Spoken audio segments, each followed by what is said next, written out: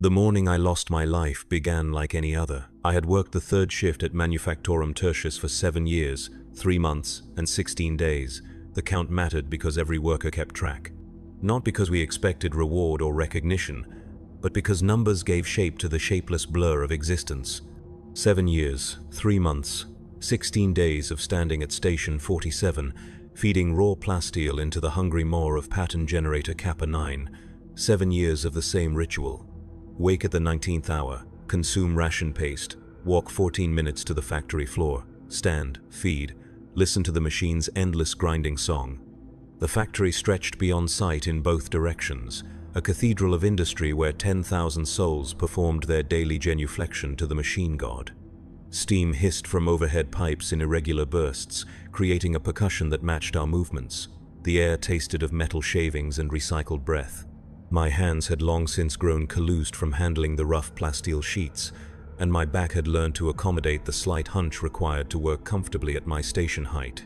Station 47 sat in the middle of production line Alpha 7, surrounded by identical workstations manned by identical workers. To my left stood Jorik, a thin man whose nervous habit of counting aloud under his breath had become as familiar as the machine noise. To my right worked Mela, whose silence was so complete I sometimes wondered if she had forgotten how to speak. We never spoke of our lives before the Manufactorum. There seemed little point. The work consumed all available thought and energy, leaving nothing for memory or hope. The overseer's voice crackled through the voxcasters at precisely the same moment each shift. Production quota stands at 97% of target. Unacceptable.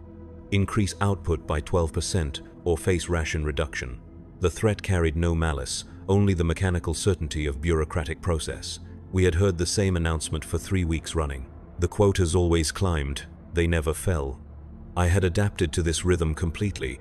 My body moved without conscious direction, hands guiding plasteel into the machine's intake while my mind wandered through familiar paths.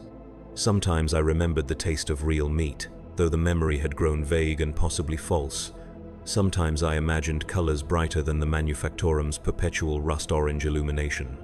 These thoughts came and went like distant ships on a dark horizon, visible for moments before disappearing into the greater darkness. The work was not difficult, merely endless. The machine required plasteel sheets fed at precise intervals, neither too fast nor too slow.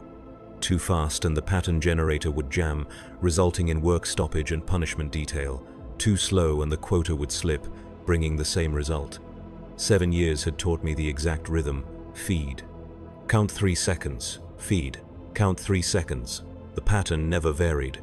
Around me, 9,999 other workers performed their own variations of the same dance. The sound created a hypnotic symphony of industrial devotion, metal against metal.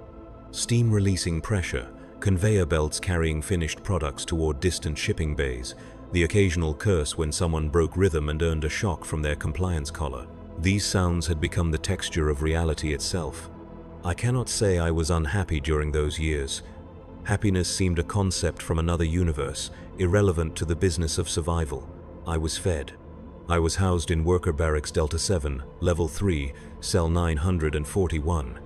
I possessed regulation coveralls, regulation boots, and regulation identification tags. My existence had structure and purpose. The Imperium provided, as the daily prayer reminded us, and in return we gave our labor gladly. The prayer came at the shift's midpoint, broadcast through every Vox speaker in the facility. 10,000 voices would join in mechanical recitation. Blessed is the machine, for it serves the Emperor. Blessed is the worker, for we serve the machine. Blessed is our service, for through toil comes redemption. The words had worn smooth through repetition, losing meaning but gaining the comfort of routine. I spoke them without thinking, as natural as breathing. My cell in the worker barracks measured 2 meters by 3 meters. It contained a sleeping cot, a small storage compartment, and a waste receptacle. The walls were unpainted rockcrete, stained by decades of human habitation. A single lumen strip provided illumination when needed. I shared the cell with no one, a privilege earned through years of perfect compliance and production record. Most workers were housed in groups of 3 or 4. Solitude was a luxury in the underhive. The food was adequate, Ration paste provided necessary calories and nutrients, flavored weekly with different chemical additives. Monday brought artificial fruit essence. Tuesday was synthetic meat flavor. Wednesday through Sunday cycled through variations too subtle to distinguish. I had grown to prefer the unflavored base paste, finding the artificial tastes more unsettling than simple blandness. The paste came from great vats tended by dedicated nutrition servitors, dispensed through automated feeding stations throughout the complex. Recreation time lasted 2 hours per cycle. Most workers spent this time in the communal areas, playing simple games with worn cards or dice fashioned from scrap metal. Some gathered to listen as the more educated read from approved texts, usually technical manuals or devotional literature. I preferred to return to my cell and lie still, listening to the sounds of the hive settling around us. Even in the depths of the industrial sector, life continued its ancient patterns. Rats scurried through wall spaces, water dripped from corroded pipes, distant machinery hummed with tireless purpose. Sleep came easily in those days. Physical exhaustion ensured rest, and the darkness of the barracks created peace. Dreams, when they came, were simple things. Sometimes I walked through spaces larger than the manufactorum, under skies I had never seen but somehow remembered. Sometimes faces appeared, people whose names and relationships had been lost to time but whose presence brought warmth. These dreams faded quickly upon waking, leaving only the faint impression of something missed but not mourned. The routine had become perfect after 7 years. I knew exactly how many steps lay between my cell and the factory floor. I knew which corridor maintenance servitors followed predictable schedules that could be avoided. I knew the optimal timing for visiting the washing facilities to avoid crowds. Every aspect of existence had been reduced to efficient patterns that minimized friction and maximized the energy available for work. Change seemed impossible in such a place. The manufactorum had existed for centuries before my arrival and would continue for centuries after my departure, whenever that might come. Workers who grew too old or infirm were quietly transferred to other duties, though no one spoke of where they went or what became of them. New workers arrived regularly to fill empty stations, usually young people from the upper levels who had somehow failed to secure better positions. They learned the rhythm quickly or they disappeared. I had no reason to expect that anything would ever change. The Imperium was vast beyond comprehension, and my place within it was smaller than a single grain of sand. I was a worker at Station 47 on Production Line Alpha 7 in Manufactorum Tertius of Hive Tertius on a world whose name I had forgotten. My entire universe consisted of the factory, the barracks, and the corridors connecting them. This seemed not just acceptable but natural. The morning everything changed began with the same ritual awakening. The harsh tone of the shift klaxon penetrated sleep at precisely the 19th hour. I rose immediately, a response trained into my muscles through years of repetition. The regulation coveralls went on first, then the boots, then the identification tags around my neck. The small mirror above the storage compartment showed a face I barely recognized as my own anymore, weathered by industrial air and marked by the subtle signs of extended exposure to chemical processes. The walk to the factory floor followed its familiar path, down 3 levels via the cargo lifts, through corridor Gamma Prime, past the shrine to the machine god where incense burned continuously before an ancient cogitator housing.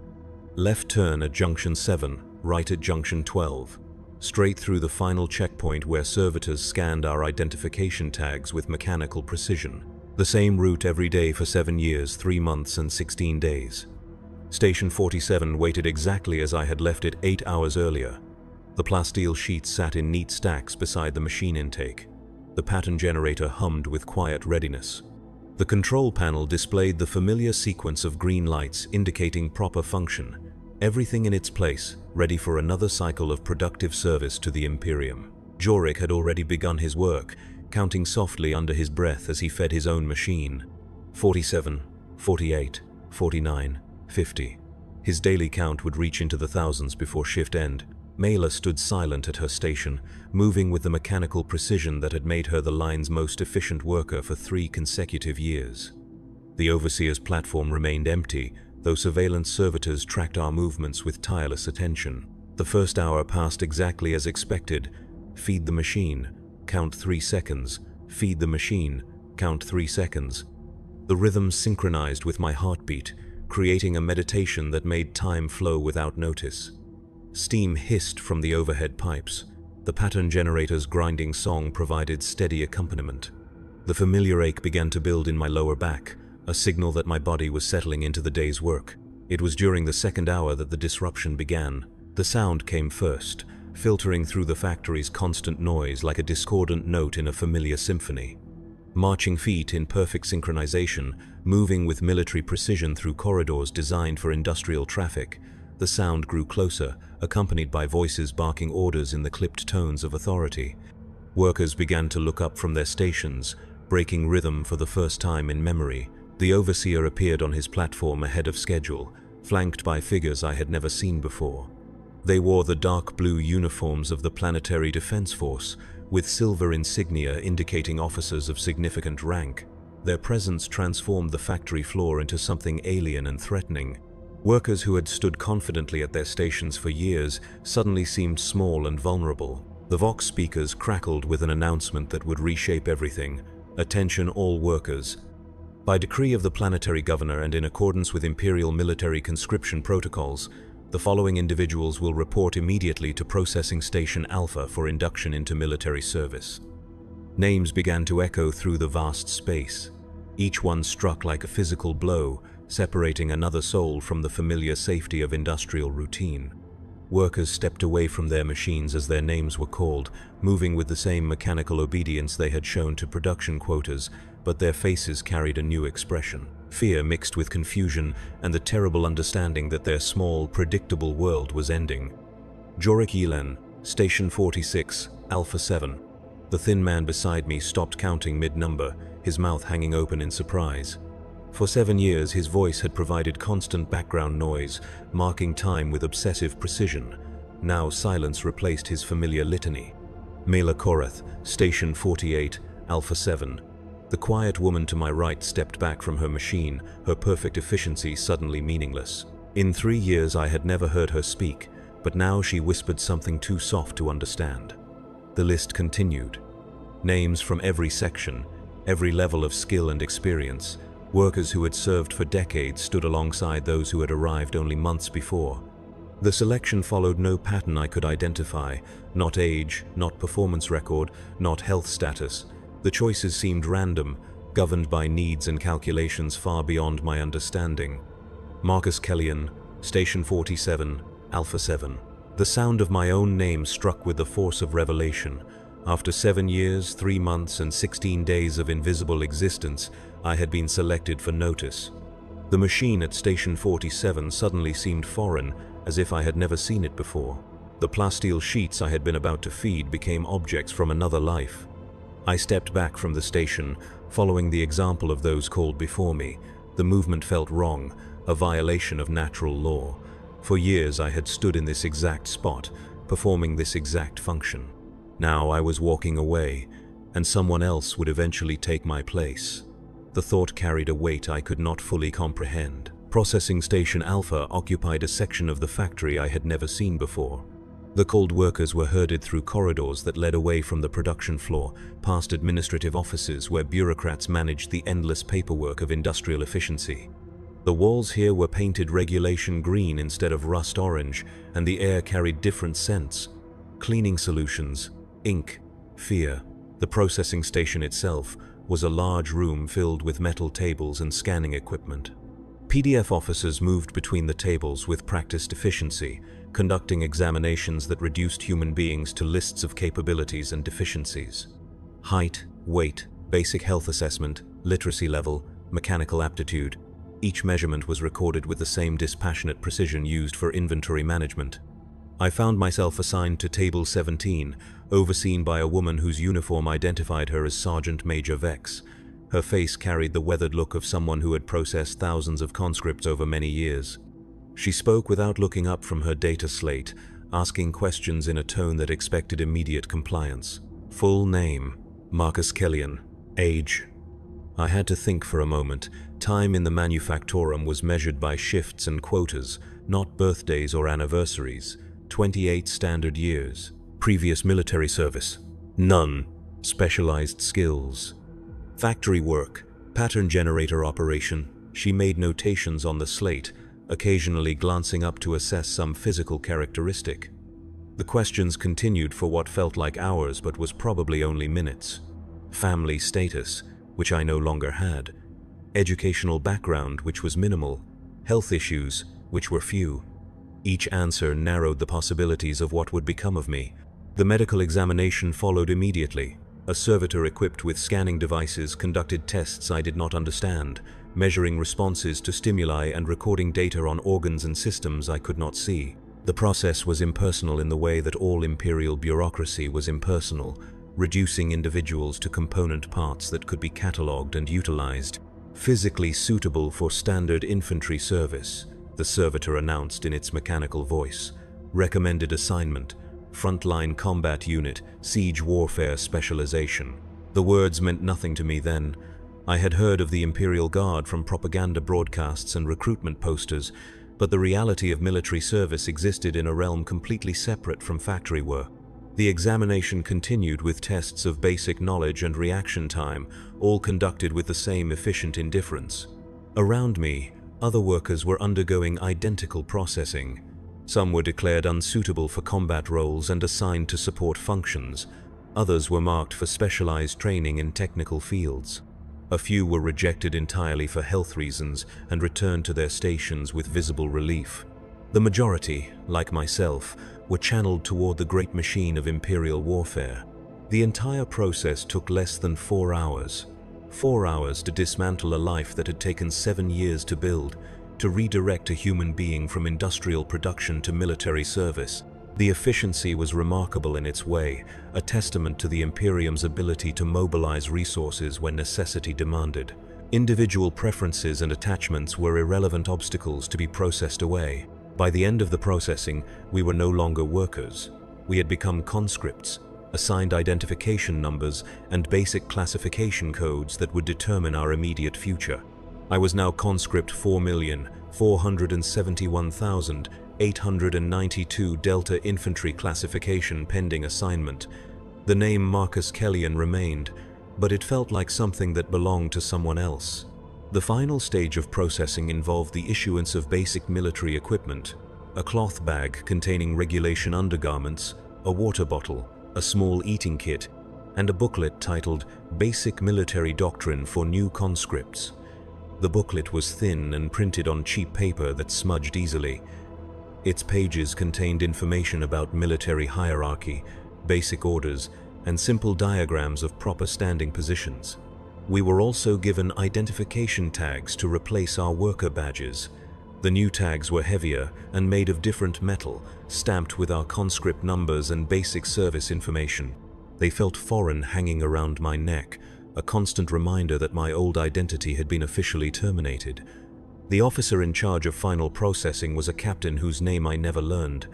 He addressed our group with the practiced efficiency of someone who had given the same speech countless times before. "You are now property of the Imperial Guard," he announced. "Your previous lives are ended. Your service begins immediately. You will be transported to Training Facility Gamma for basic combat preparation, after which you will be assigned to active units based on military necessity. Questions will not be answered. Compliance is expected and will be enforced." The speech lasted less than 2 minutes. 2 minutes to explain that everything familiar had been stripped away and replaced with obligations I did not understand. We stood in formation, 53 former workers now transformed into military resources, waiting for instructions that would determine whether we lived or died. The transport arrived within an hour. A massive ground vehicle designed to carry troops efficiently rather than comfortably, with bench seating along both sides and no windows. The engine produced a deep rumbling that made conversation difficult, which seemed to be its purpose. Conscripts were not expected to discuss their situation or form relationships that might interfere with military discipline. I found a seat near the front of the vehicle, between a young man who had worked in the upper hive's atmospheric processing systems and an older woman whose scarred hands suggested work with dangerous machinery. Neither spoke during the journey, and I found myself equally disinclined to conversation.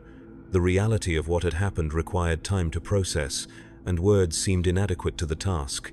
The manufactorum disappeared behind us as the transport climbed toward the upper levels of the hive. Through the small vision port near the driver's compartment, I caught glimpses of sections I had never seen before. Residential areas where families lived in actual houses rather than barrack cells. Commercial districts where goods were sold rather than produced. Administrative zones where the complex business of governing a hive city took place. The sight of these places created an unexpected emotion, not longing exactly because I had never desired to live differently. Something more like recognition, the understanding that other ways of existence were possible and that I had never been offered the chance to explore them. For 7 years I had accepted that factory work represented the natural order of my life.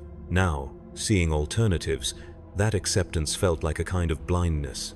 The journey to training facility Gamma took 6 hours.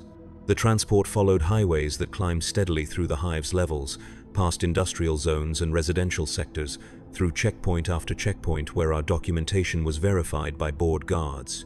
The higher we climbed, the better the air became, though it never lost the recycled taste that marked all hive atmosphere. Training facility Gamma sat on the hive's exterior surface, a complex of low buildings surrounded by high walls topped with razor wire. Guard towers provided overlapping fields of fire across the entire area. The architecture was purely functional, designed to contain large numbers of people efficiently while providing easy surveillance and control. There was no attempt at beauty or comfort. The processing here was even more thorough than at the factory. We were stripped, decontaminated, and issued uniforms that fit poorly but adequately. The regulation Imperial Guard fatigues were rough canvas-dyed military green, with boots that would require breaking in and equipment belts that sat awkwardly on hips accustomed to worker coveralls. Our personal possessions were confiscated and stored, to be returned upon completion of service. This policy struck me as optimistic, given what little I knew about Imperial Guard survival rates. The small collection of items from my cell, a worn prayer book, a few photographs whose subjects I could no longer identify, and a mechanical timepiece that had belonged to my father, disappeared into a storage locker labeled with my conscript number. The barracks were designed for 60 conscripts, arranged in 3 long rows of bunks with personal storage compartments underneath. The space felt larger than what I was accustomed to, but the presence of so many other people created a different kind of confinement. Privacy became impossible. Every sound, every movement, every personal habit was exposed to constant observation. My assigned bunk sat near the center of the middle row, surrounded by conscripts drawn from across the hive's industrial sectors. The man above me had worked in water reclamation. The woman across the aisle had maintained air circulation systems. To my left was a former food processing worker whose knowledge of nutrition would prove valuable in the weeks to come. We were a cross-section of the hive's productive capacity, now redirected toward destruction. The first night in military barracks was sleepless. The sounds were wrong. Instead of the familiar industrial hum that had provided the soundtrack to 7 years of rest, I heard voices, breathing, the rustle of unfamiliar fabrics. The air carried scents of too many bodies in close proximity, overlaid with the chemical smell of military cleaning solutions. Even the darkness felt different, broken by safety lights and the occasional flash of patrol searchlights through barred windows. I lay on the thin mattress and tried to comprehend what had happened. 18 hours earlier, I had been a worker with a defined role and predictable future. Now, I was a conscript preparing for training in skills whose purpose was killing and dying. The transition seemed too sudden to be real, but the rough canvas of the military-issue blanket against my skin provided constant proof. Around me, other conscripts dealt with the change in their own ways. Some wept quietly into their pillows, mourning the loss of familiar routines. Others lay still and silent, perhaps trying to preserve energy for whatever trials awaited. A few whispered conversations about homes and families they had left behind, creating connections that military discipline would eventually discourage or destroy. The fear was universal, though it expressed itself differently in each person. Fear of the unknown training that would begin tomorrow, fear of the combat assignments that would follow, fear of death in service to an imperium that had noticed our existence only to demand our sacrifice. The fear was rational and appropriate, but it offered no comfort or guidance. Sleep came eventually, born of exhaustion rather than peace. Dreams, when they arrived, were chaotic mixtures of factory routine and military imagery drawn from propaganda posters. I stood at Station 47 feeding ammunition into weapons I had never seen. I marched through corridors that led to battlefields instead of production lines. I wore uniforms that shifted between worker coveralls and soldier fatigues without logic or warning. Morning arrived with the harsh sound of wake-up klaxons, similar to factory shift changes but somehow more aggressive. The conscripts stirred to life with varying degrees of alertness, some rising immediately while others required repeated prompting from early risers who had already internalized the expectation of rapid response. The barracks filled with the sounds of 59 people attempting to dress, wash, and prepare for the day simultaneously.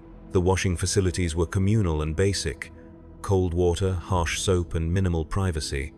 The mirrors were polished metal rather than glass, providing distorted reflections that made everyone look unfamiliar. I found myself studying the face that looked back, trying to recognize the factory worker I had been in the conscript I was becoming. Breakfast was served in a large dining hall adjacent to the barracks complex. The food was similar to factory rations but presented differently, served on metal trays by kitchen staff who moved with military efficiency. Protein paste, carbohydrate wafers, vitamin supplements, and a bitter drink that might have been stimulant tea. The taste was familiar, but the context made everything seem foreign. We ate in silence, following the example of conscripts who had arrived earlier and learned the unspoken rules. Conversation during meals was discouraged by the presence of training sergeants who watched for signs of insubordination or excessive familiarity between conscripts. The message was clear: we were individuals being processed into components of a military machine, and personal relationships would only interfere with that transformation. The training staff arrived as we finished eating. 3 sergeants and a lieutenant, all bearing the weathered appearance of career military personnel who had survived long enough to earn training assignments. Their uniforms were perfectly maintained, their equipment showed signs of extensive use, and their bearing suggested competence earned through experience rather than classroom instruction. Lieutenant Herrick addressed our group with the same dispassionate efficiency that had marked every stage of military processing. You are now beginning basic combat training. This training will last 6 weeks and will prepare you for assignment to active guard units. You will learn to follow orders without question. You will learn to use weapons effectively. You will learn to survive in combat environments. Many of you will not complete this training successfully. Those who fail will be reassigned to support roles or return to civilian status with appropriate notation in your permanent records. The speech continued with details about daily schedules, behavioral expectations, and the consequences of various infractions. The information was practical and clearly presented, but it carried an underlying message about the reality of our situation. We were raw material being shaped into useful tools, and tools that failed to meet specifications would be discarded or repurposed. Training began immediately after the orientation. We were marched to an equipment shed where we received the tools of infantry warfare, las rifles, simple but effective energy weapons that had armed guard units for millennia. Power packs, cleaning kits, basic maintenance tools, and instruction manuals written in the simplified language used for training conscripts with limited education. The las rifle felt strange in my hands, heavier than any tool I had used in factory work, but balanced differently, with weight distributed to facilitate quick aiming and firing. The weapon was well used but properly maintained, showing signs of service in previous hands while remaining fully functional. A small metal plate near the stock bore inscription marks, scratched letters that might have been names or unit identifications. Sergeant Vex, the same woman who had processed me at the factory, handled basic weapons instruction. She demonstrated proper handling, loading procedures, safety protocols, and basic maintenance with the kind of competence that suggested years of experience. Her explanations were clear and practical, focused on keeping the weapon functional rather than understanding its technical principles. This las rifle will keep you alive if you maintain it properly and use it correctly, she explained, field stripping the weapon with practiced efficiency. It will kill you if you treat it carelessly or ignore proper procedures. The choice is entirely yours, and you will live or die with the consequences. The first day of weapons training was devoted entirely to handling and maintenance. We learned to disassemble the las rifle completely, clean each component, identify signs of wear or damage, and reassemble everything in proper working order. The process required attention to detail and manual dexterity, skills that translated well from factory work. I found the training surprisingly familiar. Like operating the pattern generator, maintaining a las rifle required following specific procedures in the correct sequence. Feed. Count 3 seconds. Feed. Count 3 seconds. Disassemble. Clean. Inspect. Reassemble. The rhythm was different, but the underlying principle of disciplined repetition remained the same. Other aspects of training proved more challenging. Physical conditioning had not been necessary for factory work beyond the basic fitness required to stand for long periods and lift moderate weights. Military training demanded different capabilities: running, climbing, carrying heavy loads over distance, and maintaining physical performance while under stress. The training complex included obstacle courses designed to simulate combat environments, barriers to climb over, trenches to navigate, areas of broken ground that required careful foot placement. We spent hours each day moving through these courses, first individually to learn the techniques, then in groups to develop teamwork and coordination. My body adapted slowly to the new demands.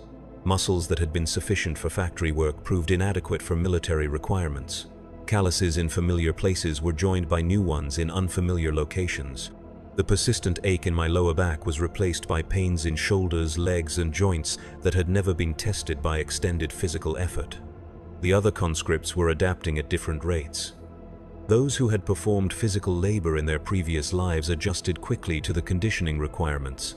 Others, particularly workers from the upper hive's clerical and administrative sectors, struggled with basic fitness standards. A few were transferred to support roles after failing to meet minimum physical requirements, their military careers redirected before they had properly begun. Combat training began in the second week. We learned basic tactics for infantry warfare: how to move as a unit, how to use cover effectively, how to coordinate fire with other squad members.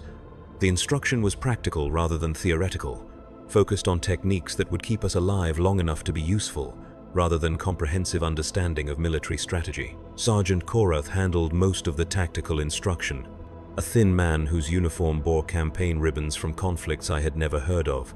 He taught with the kind of weary competence that suggested he had seen the results of good and bad training in actual combat. His lessons carried an urgency that the factory's production quotas had never possessed.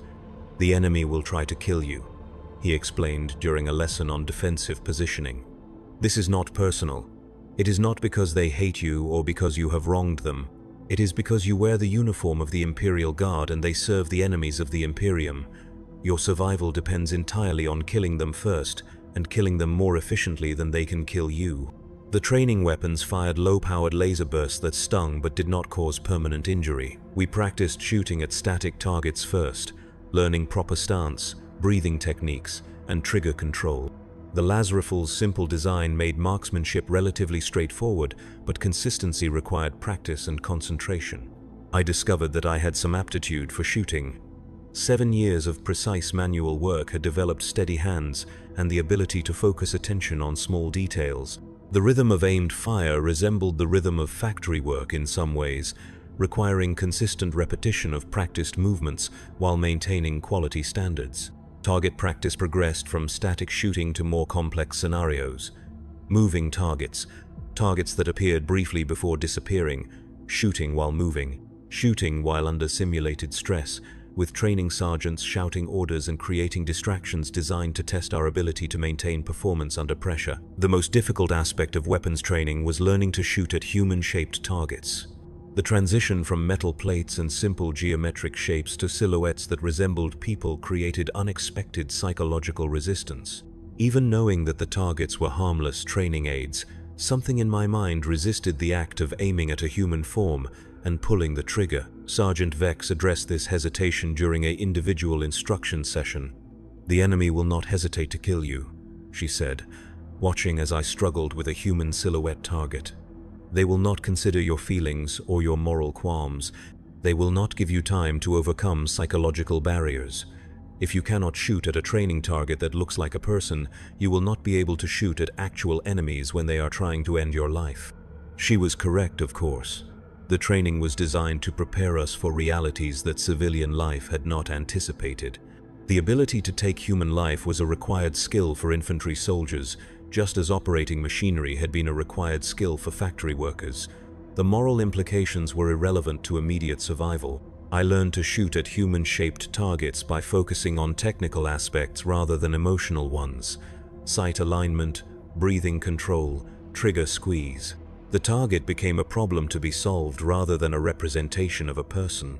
This mental compartmentalization felt wrong, but it was necessary for successful completion of training. Group tactics training began in the third week. We were organized into squads of 10 conscripts each, with temporary squad leaders selected based on performance during individual instruction. My squad included workers from various hive sectors, creating a mix of backgrounds and capabilities that reflected the Guard's practice of drawing soldiers from across imperial society. Squad movement was more complex than individual combat techniques. We learned to advance while maintaining mutual support, to coordinate our fire to suppress enemy positions, to move wounded squad members to safety while continuing combat operations. The training scenarios grew progressively more challenging, forcing us to apply multiple skills simultaneously while under time pressure. Communication proved to be one of the most critical skills.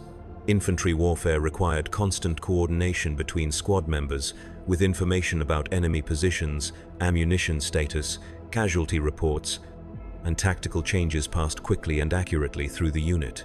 We practiced using Vox equipment, hand signals, and verbal commands until communication became automatic rather than conscious effort. The Vox casters were similar to those used in the factory for receiving orders and announcements, but military models were designed for two-way communication and battlefield durability. Learning proper Vox protocol was essential for survival, since misunderstood or delayed communications could result in friendly fire incidents or tactical failures that would cost lives. My squad leader was conscript Yelena Voss, a former atmospheric systems supervisor whose leadership experience in civilian life translated well to military responsibilities. She had the ability to make quick decisions under pressure and to communicate those decisions clearly to the rest of the squad. Under her guidance, our squad began to function as a cohesive unit rather than a collection of individuals. The fourth week introduced us to heavier weapons and specialized equipment. Some conscripts showed aptitude for crew-served weapons like heavy bolters or mortars, while others were selected for training with demolitions or communications gear. These specializations would determine final assignments and influence our chances of survival in different types of combat. I was assigned to remain with standard infantry equipment, carrying a las rifle and basic combat gear. This was the most common assignment, reflecting both my test scores and the Guard's constant need for reliable riflemen who could perform standard infantry missions. Specialized roles were important, but the backbone of imperial military power remained the individual soldier with basic weapons and the training to use them effectively. Equipment maintenance became a major focus during this period. We learned to repair damaged weapons under field conditions, to improvise solutions when proper replacement parts were unavailable, and to maintain functionality even when equipment was subjected to environmental stresses that exceeded design specifications. The training became more realistic as we progressed. Live fire exercises with actual ammunition replaced the training lasers. Combat scenarios included simulated casualties, forcing us to continue missions while dealing with wounded squad members. Sleep deprivation and limited rations created stress that approximated combat conditions. During one particularly challenging exercise, we were required to assault a fortified position while carrying full equipment loads and operating on minimal sleep. The scenario included obstacles that required teamwork to overcome, enemy positions that had to be eliminated through coordinated fire, and casualties that required immediate medical attention while maintaining combat effectiveness. I found myself moving with practiced efficiency, following procedures that had become automatic through repetition.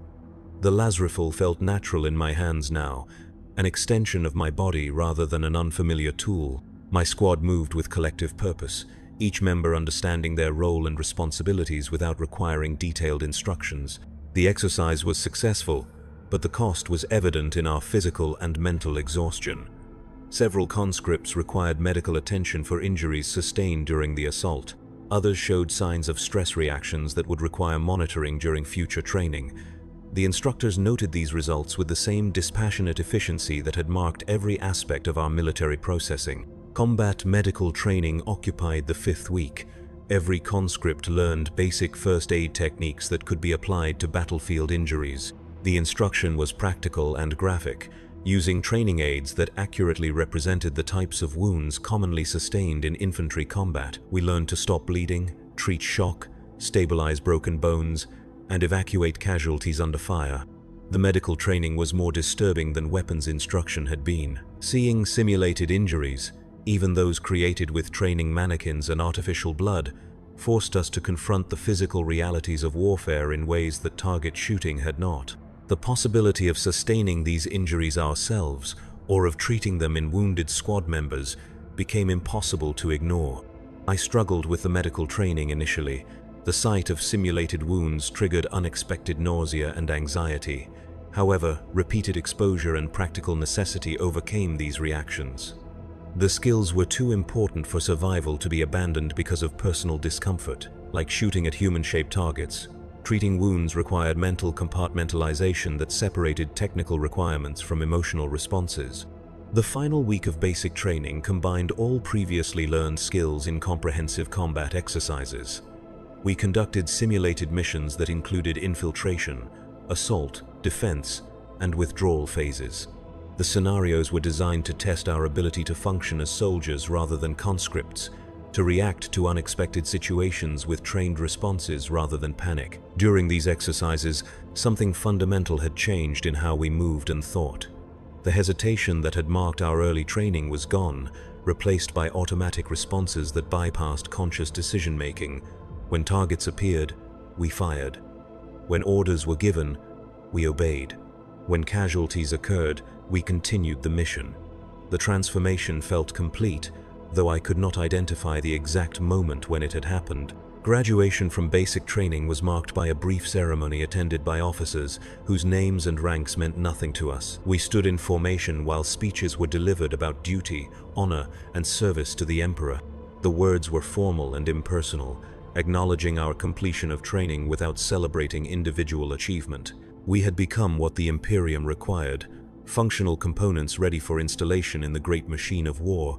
Our assignments were distributed immediately after the ceremony. Individual orders sealed in regulation envelopes containing destination coordinates and reporting instructions. Some conscripts were assigned to garrison units on peaceful worlds, where their service might consist largely of routine patrols and ceremonial duties. Others received postings to active combat zones, where life expectancy was measured in weeks rather than years. I opened my envelope with hands that remained steady despite the knowledge that its contents would determine whether I lived or died. The orders were brief and precise.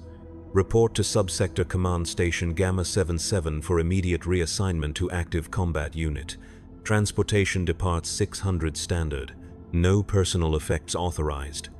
The destination meant nothing to me, but the term active combat unit carried clear implications. I would be fighting within days or weeks of arrival. The training was over, and the purpose for which it had been designed was about to be tested in circumstances where failure meant death rather than reassignment. That final night in the training facility, I lay on the familiar bunk and tried to comprehend what had happened over the past 6 weeks.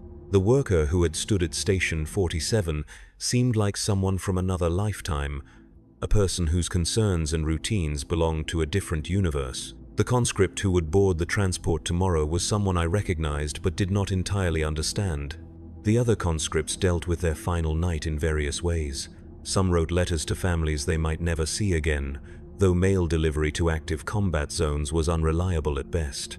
Others gathered in small groups to share stories from their previous lives, creating connections that would soon be severed by different assignments. A few lay silent and still, perhaps trying to preserve whatever peace they could find before facing whatever awaited them. Sleep came fitfully, interrupted by dreams that mixed factory imagery with battlefield scenes drawn from training exercises. I stood at Station 47 feeding ammunition into weapons that fired themselves. I marched through corridors that led to trenches filled with bodies. I wore uniforms that shifted between worker coveralls and burial shrouds without warning or explanation. The transport arrived precisely at 600, a massive vehicle designed to carry troops across interplanetary distances in cramped but functional conditions. The interior was configured for maximum efficiency rather than comfort, with acceleration couches arranged in rows and minimal storage space for personal equipment. Most of our gear had been issued at the training facility and would travel separately to our destinations. I found myself assigned to Couch 17, Row C, surrounded by conscripts whose destinations and fates I would never know. The woman beside me was reporting to a penal legion, her orders marked with notation codes that suggested previous infractions. The man across from me carried orders for an armored regiment, his demonstrated aptitude with vehicles having earned him a potentially less dangerous assignment. The transport's engines produced a deep vibration that made conversation difficult and sleep nearly impossible. We traveled in relative silence, each absorbed in private thoughts about what awaited us at our destinations. The journey would take several days, providing time to contemplate the transition from civilian life to military service to active combat. Through small viewports, I watched familiar stars disappear behind us as we traveled toward regions of space I had never imagined visiting. The transport followed trade routes that connected Imperial worlds, stopping at way stations where supplies were loaded and passengers transferred to different vessels. Each stop took us further from anything familiar and closer to the vast conflicts that defined existence in the 41st millennium. At the third way station, my orders were updated with new information. Subsector Command Station Gamma 77 had been overrun by forces identified only as hostile Xenos. My reassignment was redirected to Forward Operating Base Tertius on the world of Kithara Prime, where Guard units were conducting pacification operations against unspecified enemies. The change meant nothing to me practically, since I had no knowledge of either destination. However, the casual way in which major strategic disasters were communicated suggested that such reversals were common. Entire worlds could fall while transport ships were in transit, their passenger manifests redirected to wherever surviving Imperial forces required reinforcement. The final leg of our journey was completed aboard a military cargo hauler that carried troops, equipment, and supplies to active combat zones. The vessel was designed purely for function, with no attempt at comfort or morale considerations. We were cargo being delivered to where we were needed, and the efficiency of that delivery was the only consideration that mattered. Forward Operating Base Tertius occupied a plateau on Kithara Prime's northern continent, surrounded by terrain that provided good fields of fire in all directions. The installation was temporary but substantial, with prefabricated structures that could be erected quickly and dismantled when the tactical situation changed. Guard units rotated through the base as operations demanded, creating a constant flow of arriving and departing forces. I was assigned to 2nd Platoon, Alpha Company, 43rd Cadian Infantry Regiment. The unit designation meant little to me, but the other soldiers treated it with pride that suggested distinguished service history. The 43rd had fought in conflicts across the subsector, earning battle honors that were displayed prominently in the unit's command post. My squad leader was Sergeant Corvain, a veteran whose scarred face and missing left eye testified to extensive combat experience. He examined my training records with the kind of attention that suggested he understood how to keep new soldiers alive long enough to become useful contributors to the unit's effectiveness. "Factory worker," he noted, reading from my file. "Good. You understand machinery and following procedures. Combat is just machinery with different moving parts, and the procedures are designed to keep you breathing long enough to learn the job."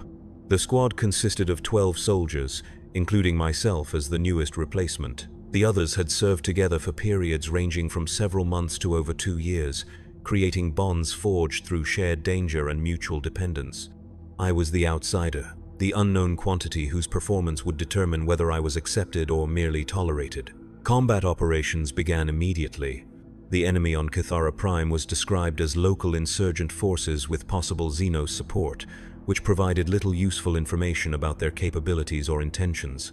Our mission was to conduct patrol sweeps through suspected enemy territories, identifying hostile positions and eliminating resistance where encountered. The first patrol was scheduled for the morning after my arrival. Sergeant Corvain provided a brief tactical overview while we prepared equipment and conducted final weapons checks. The area of operations covered approximately 20 kilometers of broken terrain where enemy forces had been reported by reconnaissance units.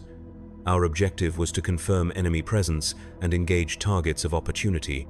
I checked my las rifle with the automatic precision that 6 weeks of training had ingrained. Clean, loaded, safety engaged, spare power packs secured in proper position.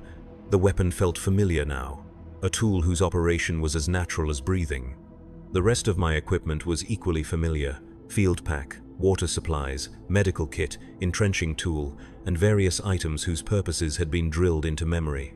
The squad moved out at 500, before dawn provided light that might reveal our position to enemy observers. We advanced in standard formation, with scouts ahead, main body following, and rear guard maintaining security behind us. Communication was minimal and conducted through hand signals that prevented audio detection by hostile forces. Kythara Prime's landscape was harsh and unforgiving. Rocky outcroppings provided cover but channeled movement along predictable routes. Vegetation was sparse and offered little concealment. The terrain favored defenders who could establish positions with good fields of fire while forcing attackers to advance across open ground. We had been moving for 3 hours when the first contact occurred. Automatic weapons fire erupted from concealed positions approximately 200 meters to our front, forcing the squad to seek cover among the rocks and sparse vegetation. The sound of incoming rounds was different from training exercises, carrying a lethality that simulated ammunition could not replicate. Sergeant Corvain's voice crackled through the Voxnet with calm authority. Contact front. 2 or 3 automatic weapons. Corporal Thane, take your fire team left and flank. Squad, suppress the firing position until flanking element is in position. I found myself crouched behind a boulder that provided adequate protection while allowing me to observe the enemy position. Muzzle flashes from the hostile weapons created clear target references, and I began engaging with aimed fire that had become automatic through weeks of repetitive training. The las rifle bucked against my shoulder with each shot, sending focused energy toward enemies I could not see clearly. The firefight lasted approximately 10 minutes. Corporal Thane's flanking maneuver succeeded in forcing the enemy to abandon their position, leaving behind equipment and bloodstains that suggested casualties from our suppressive fire. We advanced cautiously to clear the area, following procedures that prioritized security over speed of movement. The abandoned position contained evidence of recent occupation but no bodies. Blood trails led away into terrain that offered numerous concealment opportunities, suggesting that wounded enemies had been evacuated by surviving comrades. We collected abandoned equipment and documented the contact for intelligence analysis, then continued with our patrol mission. I had fired my weapon at human targets for the first time, possibly killing or wounding people whose faces I had never seen and whose motivations I did not understand. The act felt neither triumphant nor traumatic, simply necessary for mission completion and squad survival. Training had prepared me to function effectively, without emotional complications that might interfere with combat performance. The patrol continued for 6 more hours without additional enemy contact. We covered our assigned area thoroughly, documenting suspected enemy positions and potential routes of approach that might be used for future operations. The mission was completed successfully according to standard criteria, and we returned to base with useful intelligence about enemy activities in our sector. That evening, Sergeant Corvain conducted a patrol debrief that analyzed our performance and identified areas for improvement. My conduct during the firefight was noted as satisfactory, meeting basic standards for new soldiers while avoiding mistakes that might have endangered the squad. I had become functionally competent, capable of performing assigned duties without requiring excessive supervision. The routine of patrol operations continued day after day. Morning briefings, equipment preparation, movement to assigned areas, contact with enemy forces, engagement according to tactical procedures. Return to base, evening debriefings. The pattern was similar to factory work in some ways, requiring consistent performance of practiced skills while maintaining quality standards that could mean the difference between success and failure. Combat became normalized through repetition. The initial shock of enemy fire was replaced by trained responses that functioned without conscious thought. Loading, aiming, firing, reloading, moving between positions, coordinating with other squad members, treating wounded comrades. The actions were mechanical, performed with the same unconscious competence that had once characterized factory work.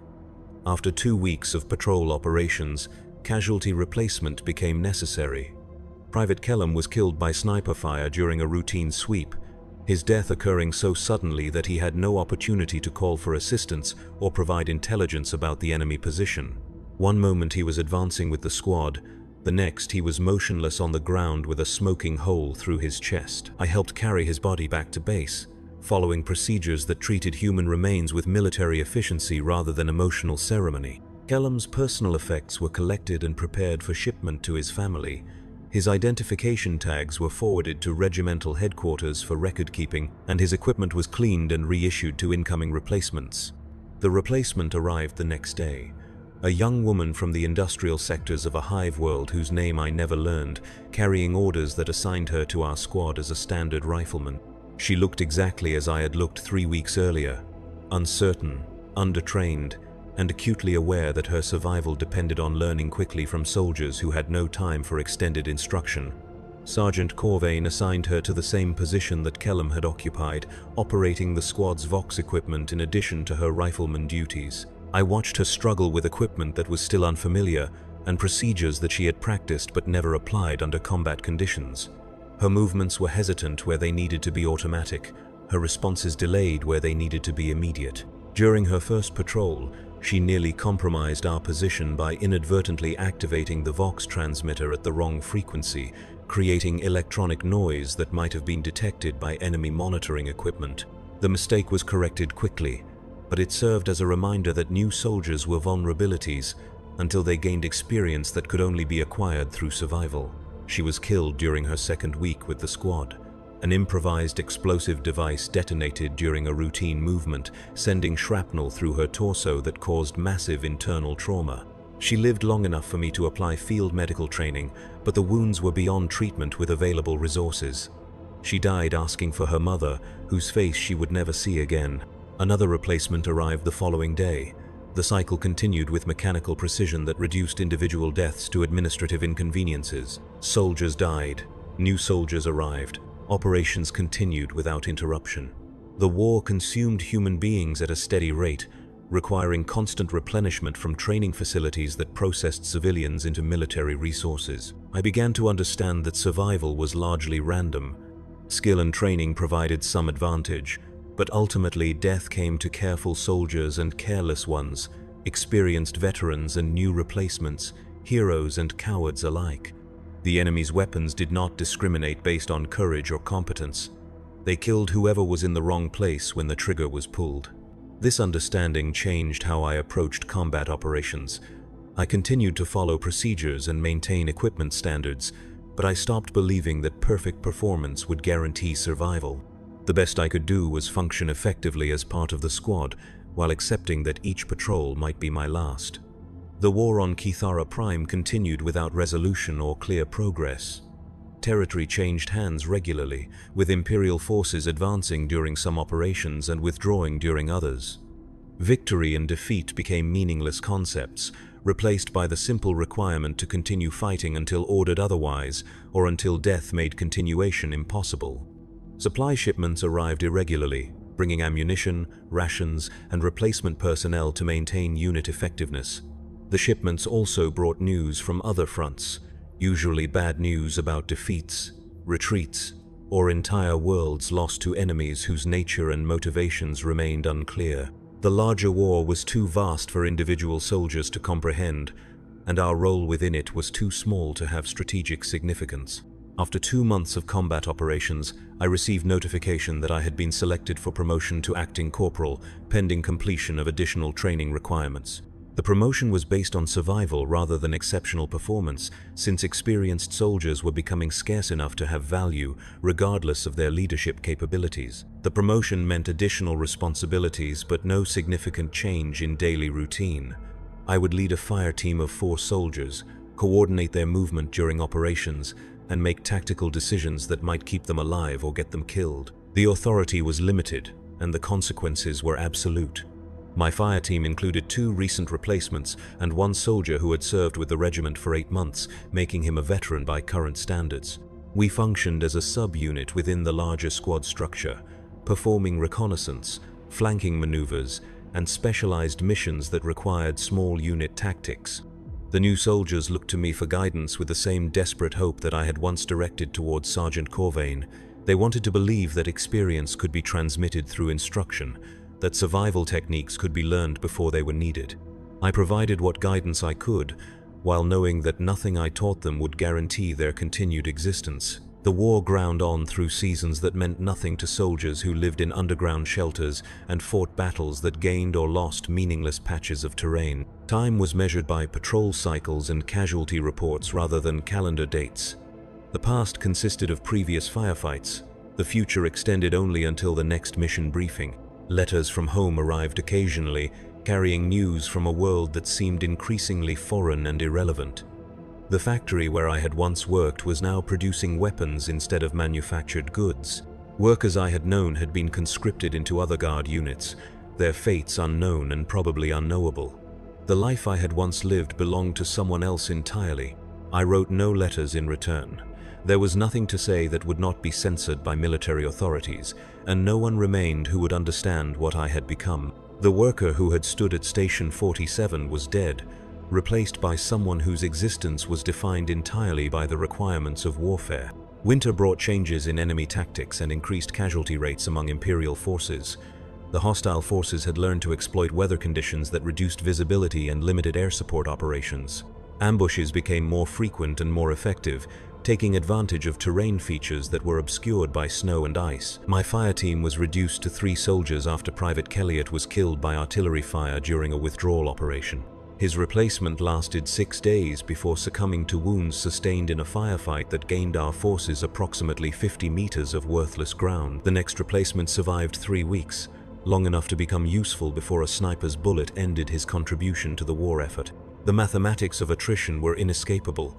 Each operation cost lives that could not be easily replaced, while enemy forces seemed to possess unlimited ability to replenish their losses. The strategic situation was deteriorating gradually but consistently, with Imperial forces maintaining positions through increasingly desperate defensive measures. Orders arrived in late winter directing our company to participate in a major offensive operation designed to break enemy resistance in our operational sector. The attack would involve multiple guard regiments supported by armored units and airstrikes, representing the largest Imperial operation on Kithara Prime in over a year. The offensive preparations included intensive briefings about enemy positions, detailed study of terrain features, coordination with supporting units, and final equipment inspections. Everything possible was done to ensure mission success, but everyone understood that success would come at a cost, measured in casualties that might include any or all of us. I spent the night before the offensive writing a final letter to no one in particular, documenting thoughts and observations that seemed important to preserve, even though no one would ever read them. The letter described what it felt like to be drafted, trained, and sent to war by an imperium that viewed human beings as expendable resources in conflicts too vast for individual comprehension.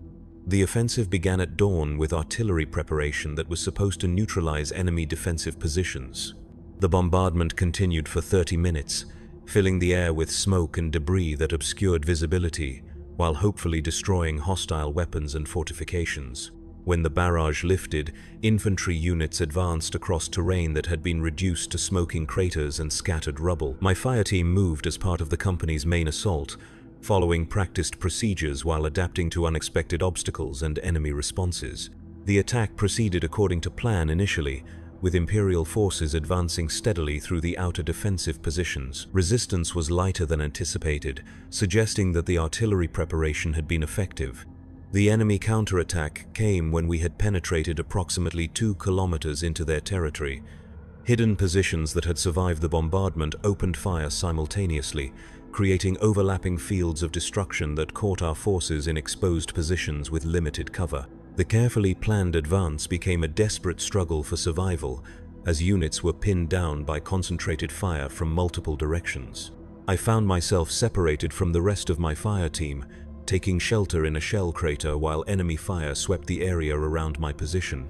The Voxnet carried confused reports of casualties and unit locations, painting a picture of an operation that was rapidly disintegrating into chaos. Orders contradicted previous orders. Positions were reported as captured and then abandoned. Casualty figures climbed steadily without corresponding progress toward mission objectives. The battle continued throughout the day, with Imperial forces unable to advance further but unwilling to abandon positions that had been purchased with heavy losses. As darkness fell, the decision was made to consolidate current positions and resume the attack the following morning, assuming that surviving units retained sufficient combat effectiveness to continue operations. During the night, enemy infiltrators penetrated our lines and established positions that dominated key terrain features. The renewed attack was stopped before it could develop momentum, with leading elements taking casualties that eliminated their ability to continue offensive operations. By midday, the entire offensive had been called off, and surviving units were ordered to withdraw to their original positions. The withdrawal was conducted under enemy fire that continued until our forces reached defensive positions that provided adequate protection. Casualty evacuation required multiple trips across open ground exposed to hostile observation, with medical personnel and stretcher bearers taking losses while attempting to recover wounded soldiers. When the final casualty reports were compiled, the offensive had cost our regiment 37% of its effective strength in exchange for no permanent territorial gains. The enemy positions we had attacked remained in hostile hands, and their defensive capabilities had been enhanced by captured Imperial equipment and intelligence about our tactical procedures. My fire team no longer existed as a functional unit. All 3 soldiers had been killed or wounded during the failed attack, leaving me as the sole survivor of a group that had once shown promise of becoming an effective combat element. I was reassigned to another fire team that had sustained similar losses, creating a composite unit from the remnants of multiple decimated squads. The war continued with reduced intensity, while both sides recovered from losses sustained during the offensive. Patrol operations resumed on a limited basis, but major attacks were postponed until reinforcements could be brought in to replace casualties that had exceeded sustainable levels. The front stabilized along lines that represented no strategic advantage to either side. Mail delivery resumed sporadically, bringing news from home that seemed increasingly irrelevant to soldiers whose entire existence was circumscribed by immediate survival requirements. The factory where I had once worked had been converted to military production, its workers now manufacturing ammunition for weapons like the one I carried. The irony was noted, but not dwelt upon. I began to realize that the war would continue indefinitely, consuming soldiers at a rate that required constant replacement while achieving no resolution that would justify the expenditure of human resources. We were components in a machine whose purpose was its own operation rather than any external objective. The understanding brought neither despair nor acceptance, only a kind of hollow recognition that this was the reality of existence in the 41st millennium. The Imperium required warfare to maintain its cohesion, and warfare required soldiers to maintain its intensity. Individual lives were fuel for a fire that had burned for 10,000 years, and would continue burning long after everyone currently alive had been consumed. Spring brought new offensive preparations and fresh conscripts to replace winter casualties.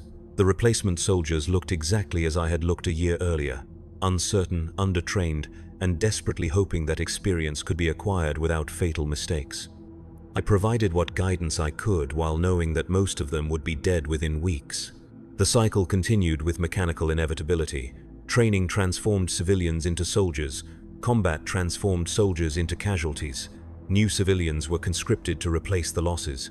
The machinery of warfare operated with perfect efficiency, converting human potential into strategic objectives that remained eternally out of reach. I no longer remembered what Marcus Kelly and the factory worker had hoped for or feared. That person belonged to a different lifetime, one that had ended the day his name was called during conscription processing. The soldier who remained carried the same name but none of the same concerns or aspirations. The next offensive was scheduled for early summer, when weather conditions would favor mechanized operations and air support. Intelligence reports suggested that enemy forces had been reinforced during the winter months, but Imperial Command remained confident that superior firepower would overcome defensive advantages. We prepared for the attack with the same thoroughness that had marked the previous failed offensive. Equipment was cleaned and tested, tactics were reviewed and rehearsed, coordination with supporting units was established and verified. Everything possible was done to ensure success, while everyone understood that success would require sacrifices that might include their own lives. The night before the attack, I lay in my shelter listening to the sounds of an army preparing for battle, weapons being loaded, equipment being secured, soldiers whispering prayers to the Emperor or to gods whose names were forbidden but not forgotten. The sounds were familiar now, as much a part of my environment as the factory machines had once been. I thought about the morning when my life had ended and my service had begun. The transition had seemed sudden and traumatic at the time, but now I understood that it had been inevitable. The Imperium required soldiers, and I had been available for conscription. My previous life had been preparation for this moment, when individual existence would be offered up to serve needs too vast for personal comprehension. The attack would come at dawn. Some of us would survive to fight again, others would join the countless dead who had preceded us into Imperial service. The war would continue regardless of individual outcomes, consuming new conscripts who were already being processed in training facilities across the galaxy. I checked my Lazarifal one final time, ensuring that it was ready for whatever the morning would bring. The weapon was clean, loaded, and familiar in my hands. It had become the most important tool in my existence, the instrument through which I served the Emperor and the Imperium. Somewhere in the distance, artillery pieces were being positioned for the dawn barrage that would signal the beginning of another offensive. The shells they would fire had been manufactured in factories like the one where I had once worked, by conscripts like the one I had become. The cycle was perfect and complete, connecting every aspect of Imperial existence to the eternal requirement for warfare. Dawn was still hours away, but already I could hear the enemy moving in their positions, preparing their own responses to our inevitable attack. They would fight with the same desperate efficiency that we would bring to the assault, each side struggling to survive in a conflict that served purposes beyond their understanding. This was what it meant to be drafted in the 41st millennium, to be selected for service that would consume everything you had been and replace it with something useful to the Imperium's endless hunger for warfare. The process was efficient, necessary, and absolutely without mercy for individual hopes or fears. The Emperor protects, we were taught to say, but protection came only through service, and service meant accepting that your life belonged to something larger than yourself. The factory worker I had been was dead. The soldier I had become would die as well, probably soon, but the Imperium would endure, fed by an endless stream of conscripts who would learn what I had learned and accept what I had accepted. In the darkness before dawn, listening to the sounds of approaching battle, I finally understood what I had become. Not a person with hopes and dreams, but a function within a system that converted human lives into strategic outcomes. The understanding brought no peace, only the recognition that peace was a luxury the 41st millennium could not afford. The war would continue. It always did.